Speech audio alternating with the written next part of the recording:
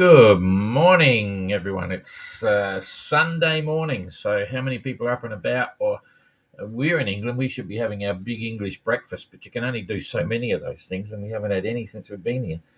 I know last time I was here, you get the whole works, big one: bacon, eggs, hash browns or potatoes, and sausage and tomato, blah blah blah. Anyway, all a bit heavy. So, thinking of the fleet out there right now.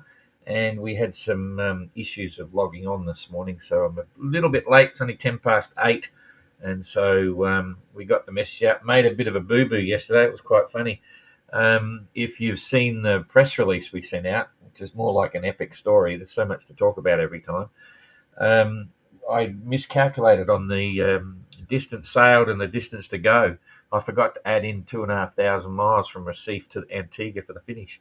So we sent the press release out. It's got the wrong numbers on it. Anyway, the fleet has now sailed 20,800 miles or something since Portugal, for those that left from Portugal since Christmas.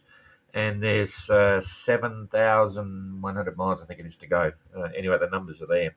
And then I was just looking at, while we're trying to sort this out on the phone, someone was just saying the front went through somewhere in Africa. I forget where it was now. But the good news was that the front, as it was forecast day and a half ago, seems to be decreasing in strength. I haven't actually seen it this morning. I've been doing some other stuff, trying to get... anyway, I won't go there. But anyway, we've been going since 6:30 this morning, and we're here. So I haven't seen anything. I just quickly flashed everything up, and I'm hoping for good news. I saw the fleet scattered, so I'm going to put you now straight through to the tracker. So you're on the tracker there. I've got... Oh, jeepers, hang on a minute. I'm coming back here.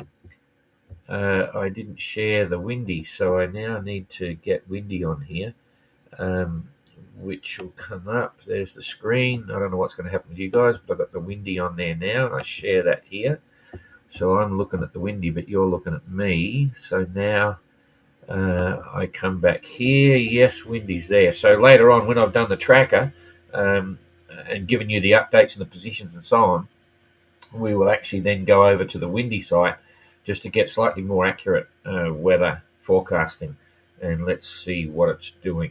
Okay, so now you're back on the tracker site, and I'm now on Windy. I want to be on the tracker. There we go. Okay, so that's looking as we would expect. I forgot to say it's the 2nd of November, heading towards Christmas. They're talking about it on the radio. Anyway, here we go. And yeah, that's pretty normal. It's been very light, so light headwinds, and you can see the fleet's tacking through maybe 100 degrees with these headwinds. And this is a good thing, because when you get that situation with the weather where you've got this extreme front coming through, and I can already see it's not as extreme as it was going, and there's nothing in front of it, so like a calm right up to it, that means it's going to be very violent. But I was watching it yesterday, and it's actually extended even further. The slow swing and change of the wind is happening now over 60 miles. Now, last night at 8 o'clock, so 12 hours ago, it was extending out to be 20 and 30 miles. But that's a good sign, because it means it's a softer gradient going into the sudden bang. And also the fact that when you're looking at the wind direction here, leading into the front, it's swinging very quickly from a light westerly out here. Then over that 60 miles, it's already starting to turn. So it's going around from west around to west. It'll be west southwest. It starts off as west southwest, and then it goes into a southwesterly. And so by the time the front's here, it's already turned, and you're coming into it's pretty much a south southwesterly, but even bordering on south, which again is a lot different. If you have a gradient where it's coming in from the south behind the front, and it's a westerly in front of it, that sudden wind change is an indicator that it's going to be really quite a violent hit when it comes. So overall, the approach is actually suggesting it's softening off, and it looks that way. So we'll, and in fact, you can see here, even the fact that they're up high, there's a little bit of, you've got to starting to get a little bit of the purple here, which is suggesting, 30 gusting, or 28 gusting, 30, 34, and so on. But up here, it's more just dirt, more goldy colour, no purple. So it pays to be north, which is where Dan's headed. It's softer up this end. You can see even on this image here, if you're looking at my cursor, I think you can see that. The top end is softer than the bottom end here, so it's all looking okay. Anyway, for now, we'll do the usual process and just start talking about what's going on. Josh is taking the high road for sure.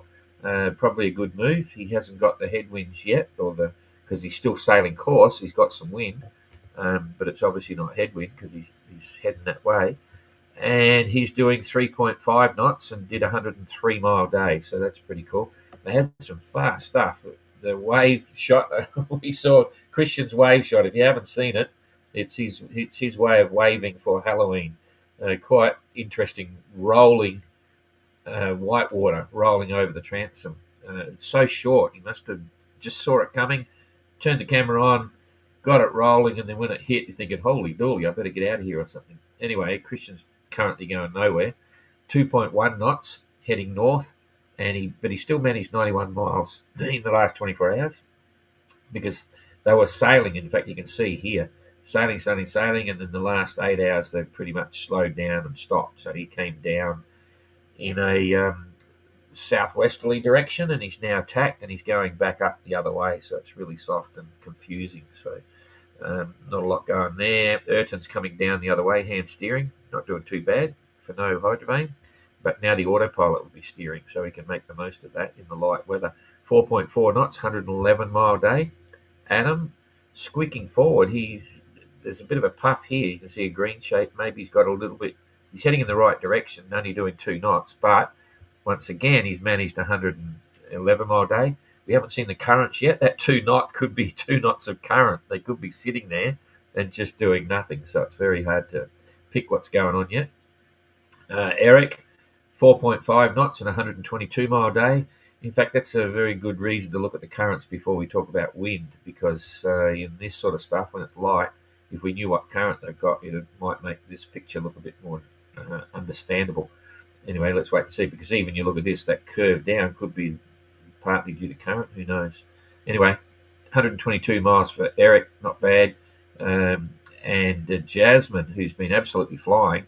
In fact, if you saw her video clip, I'm thinking she's talking in the cockpit, talking about how it's blowing and blah, blah, blah, and she's got a leak loss up. And then the video scans around, and she's going out with the A7, I think. The new little A7, and it's quite blowing. I'm thinking, cheapers, I hope it doesn't pop. Might have been, it was quite heavy, and a bit of jib might have done it as well, but she was flying, so well done, Jazz. 2.4 knots, 89-mile day, looking okay. Peeler trying to keep up with everything and managing 2.9, 116-mile day. Still happening, can't quite catch Kerry yet. That's Jacob. I keep getting them mixed up. So Jacob doing 4 knots and 117-mile day. That's interesting too, his course in relation to the breeze. But if you look at, I suppose Peeler and Jacob are crossing tacks, and they both look as if they're doing 50 degrees into the wind, which is not too bad. Kerry's bolted off there, 5.2 knots and 125-mile day. So to maintain that, and once again, I'm not sure about currents, but he's got a bit of breeze. He's just not able to go in the right direction, but he's one that would be sailing hard on. He knows how to do it.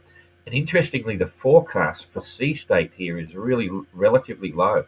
Obviously, there's not much breeze there at the moment, so the sea's died down, probably might only be a metre or so. But even once this front goes through, they're only forecasting 2.5 metres because the sea hasn't had a chance to build up. This thing's going over pretty quick, and it's not until it's well gone that the sea starts to pick up over 3. So the sea state's kind of interesting story at the moment. Anyway, Kerry's doing okay, chasing Dan. Dan's doing 2.9, 83-mile day. So those days are relevant to the run line, the speed, 24-hour day. So Kerry's actually, in terms of the course, has actually snuck up a bit. And certainly Jacob here is looking pretty good. When this wind swings and they roll out, I think you're going to see 1, 2, 3, 4, and Jacob might be in 4th place. So even though we were all waiting for the weather, they're still racing. as you can see from Renault, he looks as if he's going straight into the wind there. So he's got some more stuff happening. 4.7 knots and 103-mile day, making a very interesting course. He's on starboard, so I'd imagine he'd have to be on starboard. Um, or maybe not. Let me think about this. No, I wouldn't have swung under there already. Maybe it has. I don't know. We just got to wait and see. Anyway, that's what the picture looks like there. I'll scan back and just want to look at currents now, see how that stacks up, because this is the big deciding factor. It's really tough going. Okay, well, there's not a bad move by Dan, making the most of that current as well. Anyway, Renault, I'll pick it up a bit here. What's happened there? Pick it up a bit so you can see what's going on. Okay, start at the back of the fleet. So Christian's in nothing. He's probably pushing back because this is, if you see down the bottom corner here, there's the rotation of the current. But who's to say if that's the centre of that current spot? He may still be down in an area that's going this way and the current's actually pushing him back. Entrant might be spinning off the back of that. Adam's not getting anything, so he's sailing the course. Peeler here is interesting because with this wind, she might not be going on that direction, but the current's pushing her further to the west, so she may be sailing, pretty much north sort of thing, and the current's pushing her along. Who knows? Jasmine's out of the big one, but that's an interesting picture, and the big deciders are coming up later on, and this is the challenge. What's going to happen at the centre of this? And let's just scroll it back a bit. We only get 2 days, but you can see it's dropping down. It's actually heading down a little bit. You might have seen it. Let's skip 2 days. Down again a little bit. That's as far as we've got. So that's about the position. Now, before we get onto the wind, you can see here when they're coming along, if that wind comes in from the south, they're going to want to take it on the beam and keep coming. You don't really want to run into this bit here. But is it worth heading up over the top of it to catch that and then heading down towards where you want to go? Here's the run line, and you want to be targeting this one here, to approach to get in and go down. Not much of an option to go under here, but it's not so strong if you target it. It's very tricky, this one. So I don't know. It'll be interesting to see. I've got no suggestion, no ideas on what's good and what's bad, and so on. You don't want to get up too high because if you've got a southerly breeze, you've got to work your way down again. So I think it's an evolving situation. Anyway, the good news is that when the wind comes in, it's going to come in from the south and southeasterly, coming this way, which is in the immediate future looking okay. You're going to get a bit of a head current here if it holds southeast, and it's going to swing around a bit. So some decisions yet to be made, and I think they're all just stuck with it and sailing and just seeing what's happening there at the moment. Anyway, we'll just come back to the wind now and see what this front is doing. We've got the wind here. While we're here, let's look at the waves. You can see there, here's the sea picking up with the front or behind the front, and it's quite mild there where they are, so they'll be enjoying that for what it's worth. And get rid of that, come down here. That's probably enough. But as I say, at the moment, this is showing, this is suggesting to me it's 28 knots gusting, low 30s on this gradient as it goes through. So I'll push it through every 3 hours, 3, 6. So there, it happens very fast. I'm going to go back. So that's to now. Okay, very slowly. There's 3 hours. So in about 3 hours, Renault will be a little bit further ahead. So he's going to experience that. It's currently 8 o'clock UTC. So 8, 9, 10, 11, about 11, which is pretty much on forecast. It's slowed down a little bit. So then the fun begins, and you can see it's not so bad. They'll be taking it on the beam, and if the sea's too extreme, they can always run from it. They've got plenty of sea room up north, so everyone else will come around on Port Tack as it's approaching. So within 3 hours, you'll see Dan and that's Kerry, and then Jacob, and then also Peeler. that whole group will then all be on port tack and starting to pull their course down depending on how hard it hits and so on. They might run away from it. If it's really hard at the beginning, what you can do is just run away a little bit, keep it on the port quarter, and as soon as it softens on the other side, come round back on course. So that's within 3 hours, moving very fast. Within 6 hours, it's gone over. It's on top of everyone, so they'll be having fun in 6 hours' time, and then another 3 hours, another 3 hours. So by then, it's back to stuff that they're pretty much used to. Like it'll settle down to about 25 to 30 knots, hopefully, by the look of this one. We'll know when we get to windy because we can get a definition. And let's just look at the sea state because it was running a bit behind at that stage. Yeah, it's starting to fill in then. So that's around 3.5 meters that they're talking about. But windy yesterday was showing a lot less. So there goes 3 hours. Let's just keep pushing it through. Got that one there. And there we go. And it's starting to settle in from the southeast. And then the issue will be currents. And that's basically 24 hours. So it's all over within 24 hours. And let's see what the sea's doing in a minute. I'll push it through a bit more. 24, we'll go the next day. It's softening off and softening off and softening off. And then it's coming around to the north. Now, this is where it gets tricky because there's some fun stuff coming as they do their final approach. I'm not even thinking about currents at the moment. I'm just looking at what's happening here. So distance to a target point, let's say their approach into the current is about there. It's 340 miles, so that's less than 3 days from now. And we'll, less than 3 days from now for the leader, but we'll work on, let's have a look at the weather 3 days in. So we're on wind there, boom. So they've got it easy along here. This is the 4th, so we're on day 2. So there's 2 days in. That should be moving, but it's not moving. Stand by. So we go for another 3 hours, Nice northerly, but you can see now already this southerly deal is heading up. So that's still the 4th. So there's the 5th. So we're coming up to 3 days. So it's going to be a southerly wind as they approach the top end of the Gullis Current over there if they want to get in on that one. But it's not lasting long. So we just got to wait and see. It softens off pretty quick, but that 5th is going to be around about when some of them are getting close. And then there's a light breeze, not much wind at all. The current will drag them down. Then it's going to be port tack. I'm looking at this on the aspect of getting into Durban here on the 6th, and then it comes in again with another headwind, and it's starting to develop quite solidly.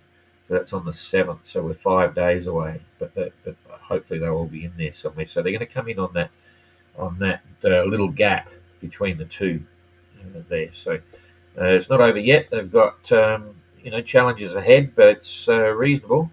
Anyway, let's just focus on what we've got now rather than too far going. Let's see. We'll just have can't see anything there. I think we're just about done on that. You can see what's going on. I think we might roll over now to windy. I just need a biro here. Stand by. I'm going to write down. There we go. Just going to work off. I will reposition on Renault's position onto windy, and he's currently on 27, 54, 55, or we'll call it 28 south. So he's on 28 south, and we've got 40 degrees, 16 east. Okay, so we got that. So I'll come back here, and I'll put you. I'm just making sure I transition this. Hello, I'm going to put you under windy now. So you're on windy, and I'm going to go to windy. Okay, I'm on windy, and they're around about here somewhere. So now I'll position that to 28 degrees south. Put on. 28 degrees. We want 28 degrees exactly.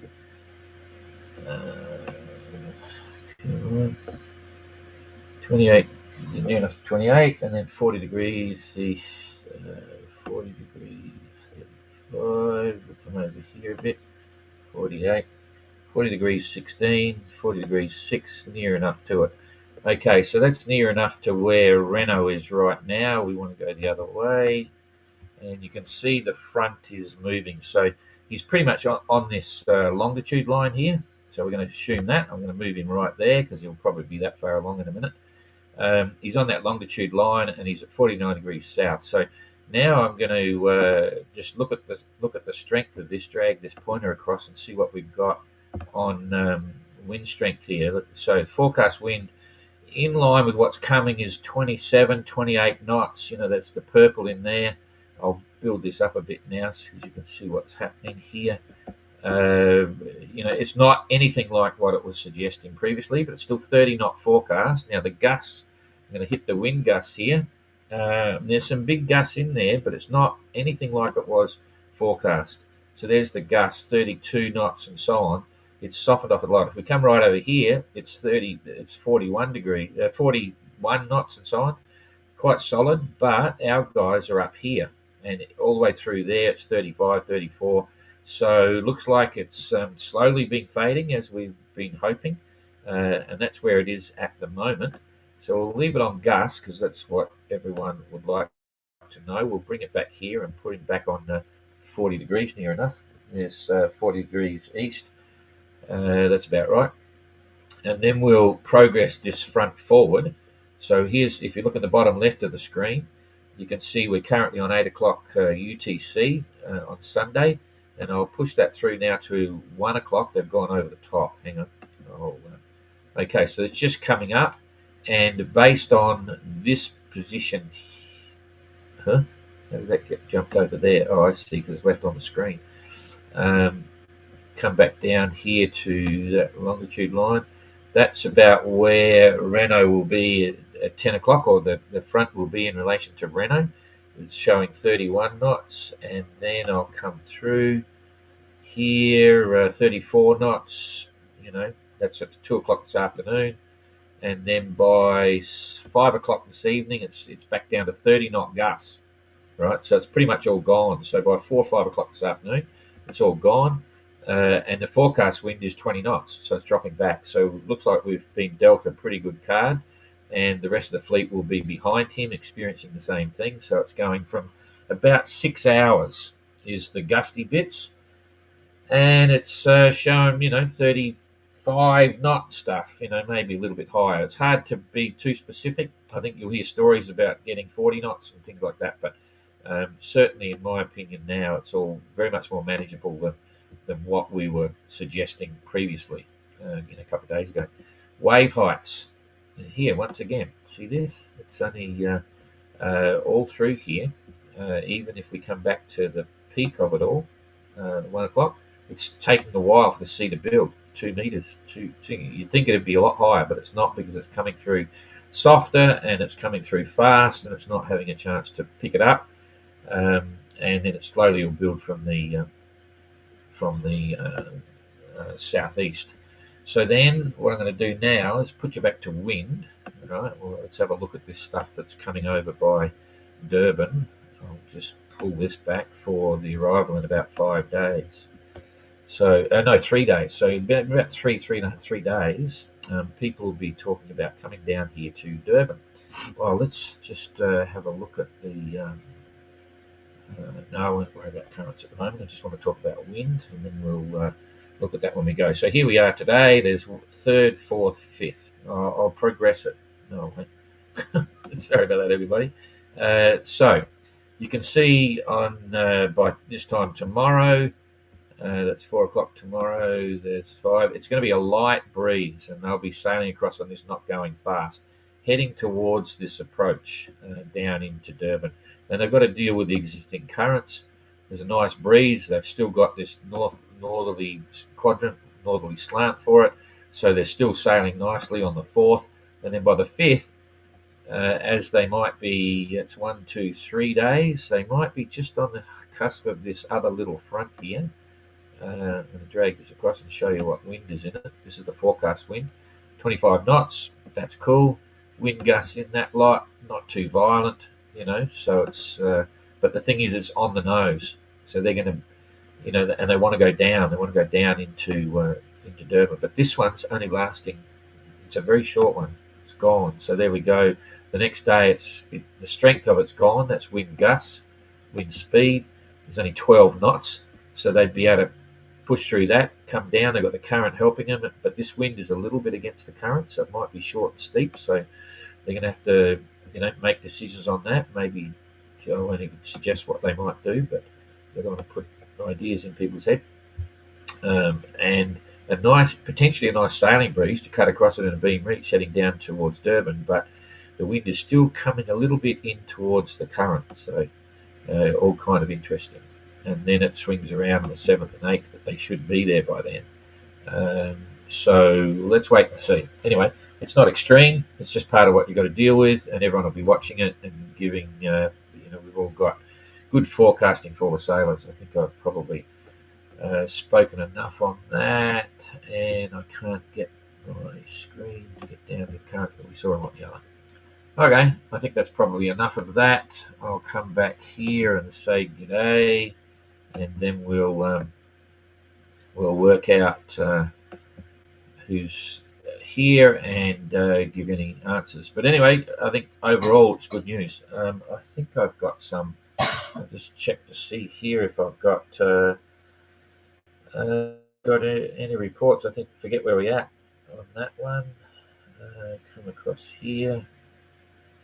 What's that group? Thanks, Guy, for pointing out my error. Guy, this was Guy Chester. Thank you. Last night, geez, we had a laugh. Oh boy, too many things on the brain. We did the release. Jane was busy all day. Got to went out late. Okay, Entrant reports. Oh, there's a video from Pila today. I'll run the video in a second. Just put it up there. Yesterday we did number 2. We did Little Wren. So all we've got is a video. I've got no idea what she's saying. I'm going to turn the volume up and hold this in front of the screen and we can all listen. Is it running? It's probably downloading. Nope. Morning everybody. This is the Peter Pan number 98. We're waiting for the front, a big front with 30, 35 knots, 45 maybe gusts. This is the front. You can read over there. Okay, I think my boat is ready. The starship, the mainsail sail with 3 reefs. I said get ready to all. I am eating something. I am asleep a lot. It was amazing this night. I am rested. And now I am ready for the new adventure. This adventure is my new store. Good luck, everybody. To my colleagues too. See you. Okay, she seems happy. She'll be happy when she sees the forecast anyway. So it's not as we all saw. It's a bit softer, but it's going to be fun. And no other written reports there, so that's all good. Thanks, Pila. Very cool. Don't forget to do a landscape one for the film if you're watching this. They're all vertical. And we got to do a little film we're going to make a 15-minute epic for Sailors, which is the Tip and Shaft organisation. They're doing a really interesting film festival, a touring festival, with a one-day screening in about 16 or so places around France. And we're gearing up for that. We want to make it as really spectacular as we can. So once it's done and once they've finished it in this film festival, we'll run it here and you'll all get to see it. But we can't run it until after that. We've agreed that it's going to be exclusive to them until the thing's over. So that'll be fun. We haven't I've got to write it yet. And Rob's going to do the editing and blah, blah, blah. So anyway, okay. I think that's it. So, g'day, Christine. All good. Nigel, hi, Don from the UK. G'day, Nigel. Oh, it's bloody raining again. I can't even get to my boat to work on it. Bugger. I've got to another meeting, GGR stuff today at the up in Leamington with Gunner. That'll be fun. I'm watching from Darwin. G'day, morning from New Jersey.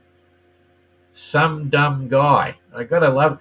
I think what we should do is when we are running out of something sometime soon, I'm going to get everyone to tell me their story. We'll limit it to one paragraph, and we'll just put them in the comments because some of the handles on the thing I threaten to come and get on your sites and have a look, but I never do because I'm so bloody busy. But some dumb guy. There's a story there. New Jersey, I reckon. Who knows? Anyway, Roberto. Hey, Don, good morning. Can you mention sometimes basic part of the boat in English? Basic part of the boat in English. I know terminology in Italian, but still learning in English, please. I know cockpit, beam, and some others, but not much. Thanks. Okay, I'll try and call things as we're describing them in English, which I usually do anyway. But I've got to say, I'm the same as you, Roberto. If I need to know words in French, because sometimes I'm watching commentaries and stuff, I'll go for translations, but there's some really good stuff on YouTube, like how to sail, but in a different language, and it describes everything. But anyway, good. Hope you're enjoying it, Roberto. Thanks for that. Thank God for technology. Yeah, it's interesting. Good to see you, Stephen. I'm in your part of the world, but haven't been to Antarctica for a long, long time. But I just saw someone. Who was it? It was Shackleton's bloody battle flag off his boat, and it was in the Royal Yacht Squadron in Cowes. The ensign from Shackleton's ship is in there, and I'm a bit disappointed because I've been into the Royal Yacht Squadron and had a good tour around, but I didn't notice the flag. Interesting. Anyway, that was Tapio's fault. Tapio's in there having a reception, and I saw his photos with Barry Pictou and stuff, and I said, I didn't see that. Anyway, I digress, but it's the weekend. Blahu Herman, hi there. That's exciting. What was the name of the passive radar reflector? Okay, the passive radar reflectors, which are mandatory for all the Globe 580s in the Transat or the MGR, is an EchoMax MIDI. Okay, it's a two-stacker. And so EchoMax radar reflector is what you call stacked phased array radar reflector. And you have little octahedral. I think everyone knows what an octahedral is. It's the triangle bit stuck together, and the principle is the radar signal comes in, and it's a pocket, and it hits one wall, bounces across to the other wall, and bounces back parallel to the incoming signal. And when you've got a normal octahedral, they're very powerful if the pocket is lined up perfectly. Now imagine this: you have basically a little octahedral there, and you have another one here, but it's a slightly different angle, and you have another one on the top, and it's a slightly different angle again. So you've always got at least one pocket that's sort of lined up, even though the size of the pocket is smaller than one big octahedral, and it makes a consistent signal. So the normal one that we require in the Golden Globe race is a three-stacker. It's a bigger one. It's physically bigger. But one of the boats has got the big one. It's got a three-stacker. Who's that? I think it might be Renault. You'll see one of the boats has got the big one on. We require the two-stacker. It's still pretty big, it's like the size of a loaf of bread. And they're believe me, I've been involved with radar reflectors since 1983. I understand all the principles and all the testing, and have done for a long time. EchoMax is absolutely right up there, very consistent echo and all that sort of stuff. And I just don't beat around the bush. I mandate it. And never buy a tube radar reflector. We've banned them. They're bloody hopeless. Anyway, and we require also, of course, the transponder, which is the big dildo on the back of the boat, sticking up, white one, and it's the active radar reflector. So it gets a signal, amplifies it, and electronically shoots it back at the incoming, making you look like you're a 120-foot steel fishing boat, which can confuse them sometimes. The only one which works in all angles, well, that's the stacked phase array. And as I say, there's smaller pockets, so you don't get as strong a signal going out as you would with the equivalent big size octahedral, but with that you can have a strong signal from there and a strong signal from there and here. But if they come in at the blind spot, they might not see you until the very last minute. So it's better to have a slightly weaker signal with a consistent echo all the way around. You can read all about it if you get on onto the EchoMax site, and you'll see what stacked phased array units are and so on. So they're pretty good. And thanks also for the financial insights to how the other entrants make it, as I would love to do the OGR one day. Yeah, well, go and see John Christoph's interview. It's on the OGR website. It's a 1 hour interview about how he did it for virtually nothing. It's very interesting. So you don't, I mean, I talked about that the other day. You need money to do everything in life, but it's, our events aren't quite like you might imagine. You don't need the big bucks. You can spend the big bucks if you want to, but you don't have to. But it still costs money. Rough ETA in Durban, please, Don. Oh, that's a tricky one. 350 miles to go. You could say 3 days, but they've got challenges. There is absolutely challenges there. Strategically, they're going to have to make decisions on how they deal with the current approaching the lead into the Agulhas current, and then they're going to have to make decisions again on how they do that last final approach to Durban, because there's going to be wind against tide. Wind is a southerly coming up on the northerly setting current.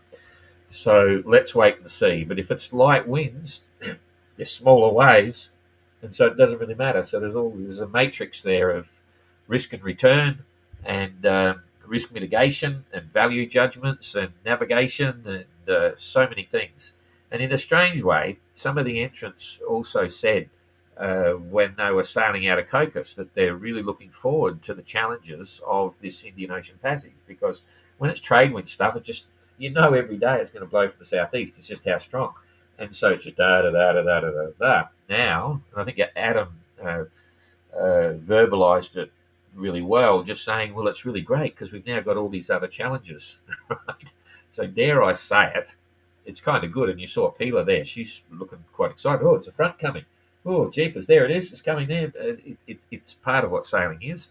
It's part of what they've all done in the past, but they've had, thousands and thousands of miles in trade wind. So now they've got to get back into the real stuff again. So good luck to them all. So I would say you're going to see them probably in about 4 days for the lead-in. And some may decide to slow down and slot between things, to get the right weather. I don't know. They're still racing. But you might see the first boat in, 3.5, I don't know. It's very hard to do. Certainly no earlier than 3 days. Okay. And I'll be happy to see you, Christine. And well, we'd love to see photos and videos as you do. Saying, Daniel, I don't have time for this. Got stuff to do, but it's too exciting not to get hooked. Fair winds across the current. Thanks, Daniel. Oh, Sailing Daniel. Oh, that's a GGR guy. Yeah, he's an GGR. Got a beautiful OE32 that he spent a couple of years preparing. It's a stunning boat. Really good. So, okay, I think that's it. If I see anything happening with the weather, we might pop up any time and so on. But, we're thinking of the guys and girls out there. They're having a ball. So, good luck. That's it. I've got a close out picture there. See you later. Bye-bye. Like, subscribe, share, tell everyone, all that stuff. See ya.